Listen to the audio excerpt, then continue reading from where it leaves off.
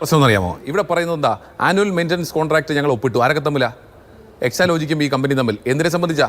ടാലിയെ സംബന്ധിച്ചും അതുപോലെ Microsoft MS ഓഫീസിൻ്റെയും സോഫ്റ്റ്വെയർ ആനുവൽ മെയിൻ്റനൻസ് പോളിസി. എന്ത് വിവരക്കേടായി പറയുന്നത്? അതിനപ്പുറത്തേക്ക് ഞങ്ങൾ കൊടുത്തു, അവർ വാങ്ങി, ഇത് നിയമാനുസൃതമാണ് എന്ന് നിങ്ങൾ രണ്ടുപേരും പറഞ്ഞാൽ കൊടുക്കുന്ന കൈക്കൂലി കൊടുത്തവരും കൈക്കൂലി കോൺഗ്രസ് അതൊക്കെ അറിയിച്ചോളാം.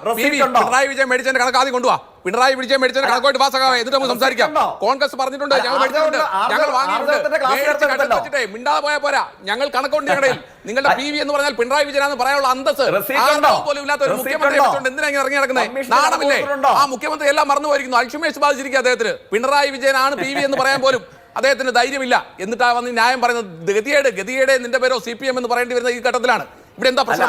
ഇവിടെ മുഖ്യമന്ത്രിയുടെ മകൾ മാസപ്പടി വാങ്ങി ചെയ്യാത്ത ജോലിക്ക് ശമ്പളം കൈപ്പറ്റിയിട്ട് മാസപ്പടി ഇനത്തിൽ വാങ്ങിയിട്ട് അതിന് GST അടച്ചതുകൊണ്ട് അതെല്ലാം ശരിയാണെന്ന് പറഞ്ഞാൽ കള്ളപ്പണം വെളുപ്പിക്കലാണ്.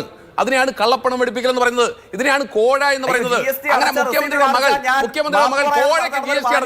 കോഴയ്ക്ക് GST അടച്ച ആദ്യത്തെ വ്യക്തിയാണ് കേരളത്തിന്റെ മുഖ്യമന്ത്രിയുടെ മകൾ.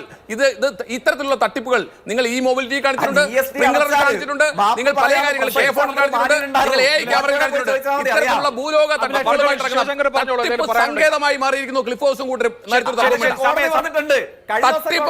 തട്ടിപ്പ് സംഘം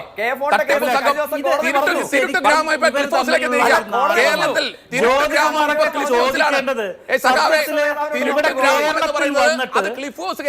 കേരളത്തിൽ വന്നിട്ട് രാജീവ് ഗാന്ധി ഈ സർക്കാരിനെതിരെയോ പിണറായി വിജയനെതിരെയോ എറണാകുളത്ത്